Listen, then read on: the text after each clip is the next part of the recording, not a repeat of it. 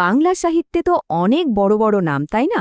কিন্তু কিছু নাম আছে যেগুলো শুনলেই মনে হয় যেন মাটির কাছাকাছি চলে এসেছি। জসীমউদ্দিন ঠিক এমনই একটা নাম।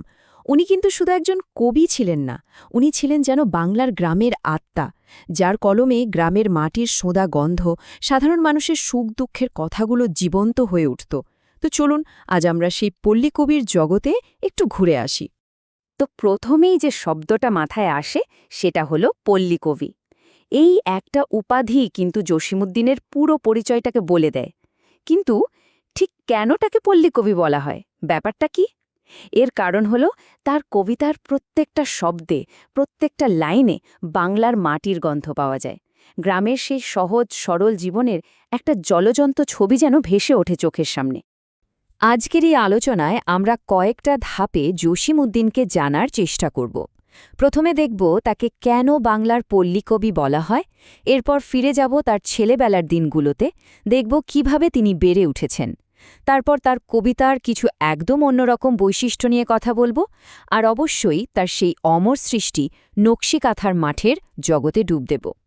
সবশেষে আমরা দেখব বাংলা সাহিত্যে তিনি আসলে কতটা বড় একটা জায়গা দখল করে আছেন। আচ্ছা, তাহলে শুরু করা যাক আমাদের প্রথম পর্ব দিয়ে, বাংলার পল্লীকবি। দেখুন, বাংলা সাহিত্যে তো অনেকেই গ্রামের কথা লিখেছেন, তাই না? কিন্তু পল্লীকবি বললেই নামটা যেন শুধু জসীমউদ্দিনের জন্যই বরাদ্দ। চলুন তো দেখি কেন এই পরিচয়টা তার সাথে এত গভীরভাবে জড়িয়ে আছে। জসীমউদ্দিনের আসল জাদুটা কিন্তু এখানেই।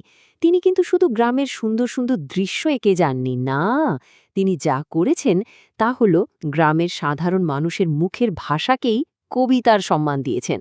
ভাবা যায়, তাদের প্রতিদিনের কথা, তাদের আবেগ, সেটাই হয়ে উঠেছিল তার কবিতার আসল প্রাণ। এখানে কোনো রকম কৃত্রিমতা নেই, কোনো কঠিন শব্দ নেই, আছে শুধু জীবনের সহজ সরল সত্যটা। আচ্ছা, একজন কবি তার লেখার ভাষা, তার অনুপ্রেরণা, এগুলো পান কোথা থেকে? জসীমউদ্দিনের ক্ষেত্রে এর উত্তরটা কিন্তু লুকিয়ে আছে তার বেড়ে ওঠার গল্পের মধ্যে। চলুন এই পর্বে আমরা ঠিক সেটাই দেখব, কিভাবে ফরিদপুরের এক সাধারণ গ্রামের ছেলে হয়ে উঠলেন সারা বাংলার প্রাণের কবি। এই যে টাইমলাইনটা আমরা দেখছি, এটা কিন্তু শুধু কয়েকটা সাল তারিখের তালিকা না, এটা একটা আস্ত গল্প। দেখুন একেবারে শুরুটা, ফরিদপুরের তাম্বুলখানায় জন্ম, গ্রামের জীবন, লোকগান, প্রকৃতি, এখানেই কিন্তু তার কবি হওয়ার বীজটা বোনা হয়েছিল। তারপর যখন ঢাকা বিশ্ববিদ্যালয়ে পড়ছেন, দীনেশচন্দ্র সেনের মতো একজন মানুষের সাথে কাজ করার সুযোগ পেলেন, লোক সাহিত্য সংগ্রহ করতে শুরু করলেন, আর এটাই কিন্তু তার সাহিত্য জীবনের ভিত্তিটা একদম পাকা করে দিয়েছিল। মানে বাংলার সংস্কৃতির একেবারে শেকড়ে পৌঁছনোর সুযোগ পেয়েছিলেন তিনি, যা তার লেখাকে অন্যদের থেকে একদম আলাদা করে দিয়েছিল। বেশ, তার জীবন সম্পর্কে তো একটা ধারণা পাওয়া গেল। এবার চলুন তার সৃষ্টির জগতে ঢোকা যাক।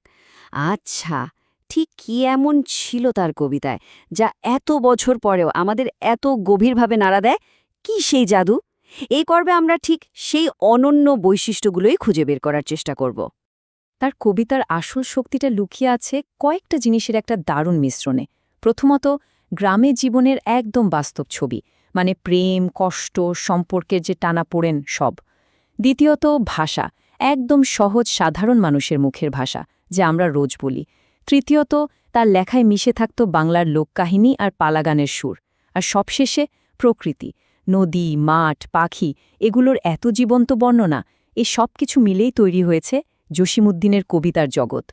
প্রত্যেক বড় শিল্পীরই কিন্তু একটা মাস্টারপিস থাকে, তাই না? এমন একটা কাজ যা তাকে অমর করে রাখে।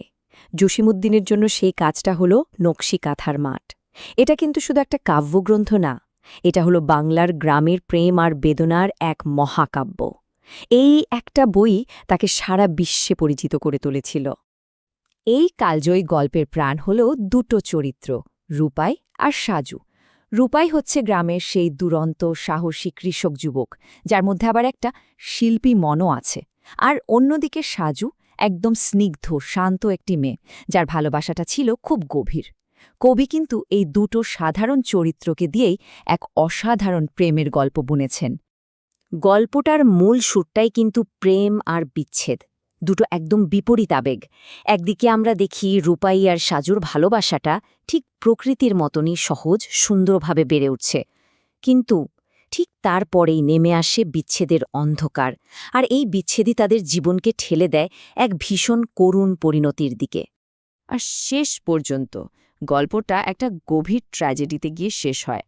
সাজু তার সব কষ্ট, সব স্মৃতি, সব ভালোবাসা সুই আর সুতো দিয়ে বুনে তোলে একটা নকশি কাঁথার উপর, আর ওই কাঁথাটাই হয়ে ওঠে তাদের অমর প্রেমের সাক্ষী। এক করুণ কিন্তু ভোলার মতো নয় এমন এক ভালোবাসার প্রতীক। সত্যি বলতে এই শেষটায় কাব্যটিকে একটা অন্য মাত্রায় নিয়ে গেছে, যা পড়লে মনটা একদম দুমড়ে মুচড়ে যায়। তো নকশি কাঁথার মাঠের মতো এমন অসাধারণ সৃষ্টি তো আছে, কিন্তু জসিমউদ্দিনের প্রভাব কিন্তু তার চেয়েও অনেক বেশি গভীর। আমাদের আলোচনার একদম শেষ পর্বে এসে আমরা এটাই দেখব বাংলা সাহিত্যে তিনি ঠিক কী পরিবর্তন এনেছিলেন, আর কেন তার মৃত্যুর এত বছর পরেও তার লেখাগুলো এত প্রাসঙ্গিক। তার অবদানকে আমরা সহজ করে কয়েকটা ধাপে বুঝতে পারি। ১. তিনি প্রথম গ্রাম বাংলাকে আমাদের সাহিত্যের একেবারে কেন্দ্রে নিয়ে আসেন। এর আগে এতটা গুরুত্ব দিয়ে কেউ ভাবেনি। ২. তিনি লোকসাহিত্য আর আধুনিক কবিতার মধ্যে একটা দারুণ সেতু তৈরি করে দিয়েছিলেন। ৩. এবং এটা হয়তো সবচেয়ে গুরুত্বপূর্ণ, তিনি সাধারণ মানুষের ভাষাকে শিল্পের জায়গায় বসিয়েছেন। আর সব মিলিয়ে যদি বলি, তিনি আমাদের গ্রামীণ সংস্কৃতিকে হারিয়ে যাওয়ার হাত থেকে বাঁচানোর একটা বিশাল কাজ করে গেছেন। আর তার এই অসাধারণ কাজের স্বীকৃতিও কিন্তু মিলেছে। তিনি বাংলাদেশের সর্বোচ্চ 2টি বেসামরিক সম্মান পেয়েছেন, 21 পদক এবং মৃত্যুর পর স্বাধীনতা পুরস্কার, যা আসলে তার সাহিত্যিক উচ্চতাকেই প্রমাণ করে। তো সবশেষে একটা প্রশ্ন রেখে যেতে চাই। জসিমউদ্দিনের কবিতা তো জন্মেছিল সেই মাটির কাছাকাছি জীবনে, কিন্তু সেই গ্রাম, সেই জগৎ তো আজ নগরায়ন আর প্রযুক্তির ভিড়ে অনেকটাই বদলে গেছে, তাই না? তাহলে প্রশ্নটা হলো, আজকের এই বদলে যাওয়া পৃথিবীতে কি আর একজন পল্লীকবির জন্ম হওয়া সম্ভব, নাকি তার কবিতাই সেই হারিয়ে যাওয়া সময়ের শেষ দলিল হয়ে আমাদের কাছে থেকে যাবে? এর উত্তরটা হয়তো সময়ের কাছেই।